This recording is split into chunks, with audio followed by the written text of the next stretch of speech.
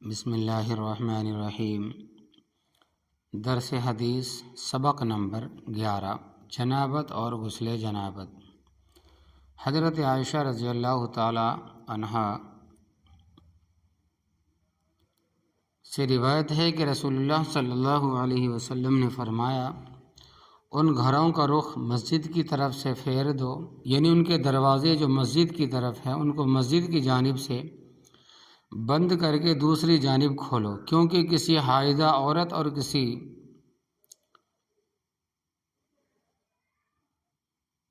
جنبی کے لیے مسجد میں داخل ہونے کا بالکل جواز نہیں ہے۔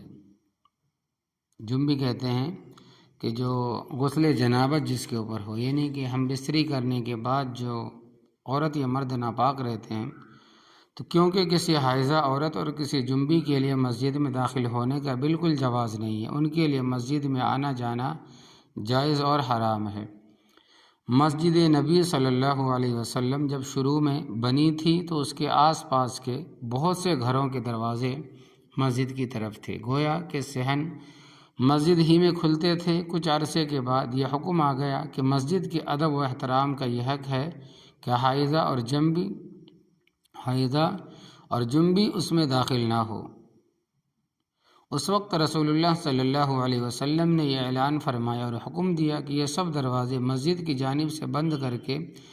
دوسری طرف کھولے جائیں۔ حضرت عبداللہ ابن عمر رضی اللہ تعالی عنہ سے روایت ہے کہ رسول اللہ صلی اللہ علیہ وسلم نے ارشاد فرمایا، حائضہ عورت اور جنبی آدمی قرآن پاک میں سے کچھ بھی نہ پڑھے، یعنی قرآن مجید جو اللہ تبارک و تعالیٰ کا مقدس کلام ہے، اس کی تلاوت ان دونوں کے لیے بالکل ممنوع ہے۔ ہر سلیم الفطرت اور صاحب روحانیت انسان جب اس کے جسم کے کسی حصے سے کوئی گندا مادہ خارج ہوتا ہے یا اپنی طبیعت کا وہ کوئی ایسا شہوانی تقاضا پورا کرتا ہے جو قدسی صفات سے بہت ہی بعید ہوتا ہے، تو اپنے باطن میں ایک خاص قسم کی ظلمت و کدورت اور گندگی و آلودگی محسوس کرتا ہے، اور اس حالت میں عبادت جیسے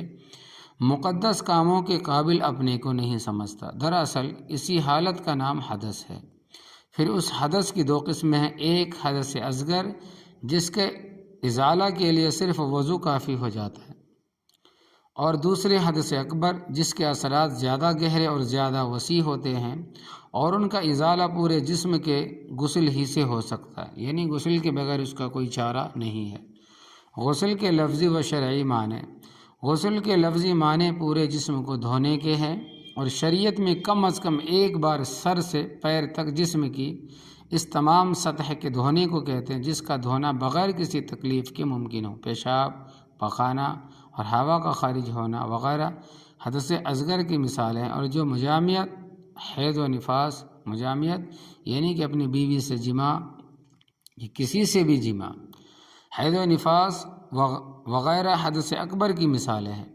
ہر سلیم الفطرت انسان مجامعت یا حیض و نفاس سے قلب و روح میں جو روحانی ظلمت و کدورت پیدا ہوتی ہے، اس کے ازالے کے لیے غسل ضروری سمجھتا ہے، اور جب تک غسل نہ کر لے اپنے مقدس مشاغل و وظائف میں مشغولی کے لائق بالکل مقدس مقامات سے گزرنے کے قابل بھی نہیں سمجھتا۔ گویا یہ انسان کے سلیم فطرت کا تقاضا ہے، اس لیے شریعت مطہرہ نے بھی ان حالات میں غسل واجب کیا ہے، اور غسل سے پہلے نماز اور تلاوت قرآن جیسے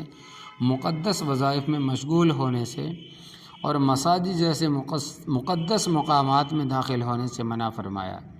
غسل جنابت کا طریقہ اور اس کے آداب۔ رسول اللہ صلی اللہ علیہ وسلم نے جس طرح اپنے قول و عمل سے وضو کا طریقہ اور اس کے آداب سکھلائے اور بتلائے ہیں،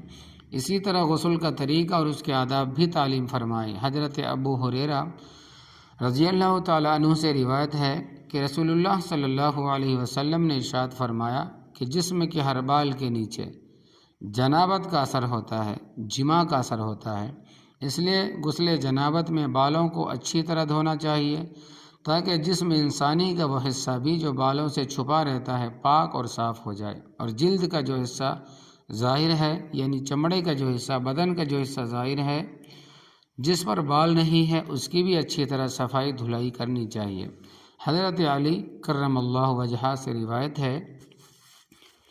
کہ رسول اللہ صلی اللہ علیہ وسلم نے ارشاد فرمایا کہ جس شخص نے غسل جنابت میں ایک بال بھر بھی جگہ دھونے سے چھوڑ دی اس کو دوزخ کا ایسا ایسا عذاب دیا جائے گا۔ حدیث کے راوی حضرت علی رضی اللہ تعالیٰ عنہ فرماتے ہیں کہ حضور کے اس ارشاد ہی کی وجہ سے میں اپنے سر کے بالوں کا دشمن بن گیا، یعنی میں نے معمول بنا لیا کہ جب ذرا بال بڑھے میں نے ان کے صفایا کر دیا، یعنی کہ ٹکلا بنا لیا، بالکل صفا چٹ کر دیتا تھا۔ ان دونوں حدیثوں سے معلوم ہوا کہ غسل جنابت میں ہم بستری میں جب غسل فرض ہو جاتا ہے سارے جسم کا اس طرح دھویا جانا ضروری ہے کہ جیسا ایک بال بھر بھی جگہ دھونے سے باقی نہ رہنے پائے۔ بعض شارحین نے لکھا ہے کہ غسل کی سہولت کی وجہ سے حضرت علی مرتضیٰ رضی اللہ تعالیٰ عنہ نے سر کے بال صاف کرانے کا اپنا جو معمول بنا لیا تھا اسے معلوم ہوا کہ اس مقصد سے سر منڈانے کا طریقہ بھی جائز اور مستحسن ہے، اگرچہ اولا سر پر بال رکھنے ہی کا طریقہ ہے، جیسا کہ خود رسول اللہ صلی اللہ علیہ وسلم اور باقی خلفائے راشدین کا معمول تھا کہ بال بھی رکھتے تھے۔ ام المؤمنین حضرت عائشہ صدیقہ رضی اللہ تعالی عنہا سے روایت ہے کہ رسول اللہ صلی اللہ علیہ وسلم جب غسل جنابت فرماتے تھے، یعنی ہم بستری کرنے کے بعد جب ناپاک ہوتے تھے پھر غسل کرتے تھے تو سب سے پہلے اپنا دونوں ہاتھ دھوتے تھے، پھر بائیں ہاتھ سے مقام استنجا کو دھوتے تھے، یعنی جو استنجے کی جگہ ہے، ناپاکی کی جگہ ہے، شرمگاہی کی جگہ اس کو صاف کرتے تھے، کپڑوں کو صاف کرتے تھے اور داہنے ہاتھ سے اس پہ پانی ڈالتے تھے، پھر وضو فرماتے تھے۔ اسی طرح جس طرح نماز کے لیے وضو فرمایا کرتے تھے، پھر پانی لیتے تھے اور بالوں کی جڑوں میں انگلیاں ڈال کر وہاں پانی پہنچاتے تھے، یہاں تک کہ جب آپ سمجھتے تھے کہ آپ نے سب میں پوری طرح پانی پہنچا لیا تو دونوں ہاتھ بھر بھر کر 3 دفعہ پانی اپنے سر کے اوپر ڈالتے تھے، اس کے بعد باقی سارے جسم پر پانی بہاتے تھے، اس کے بعد دونوں پاؤں دھوتے تھے۔ تو یا اللہ ہم سب کو نبی کریم صلی اللہ علیہ وسلم کی سچی محبت عطا فرمائی اور ہمیں اپنے بچوں کو بھی آپ صلی اللہ علیہ وسلم کی محبت اور اس کے تقاضے سکھانے کی توفیق عطا فرمائیے۔ یا اللہ ہم سب کو اپنے عقائد، عبادات، معاملات،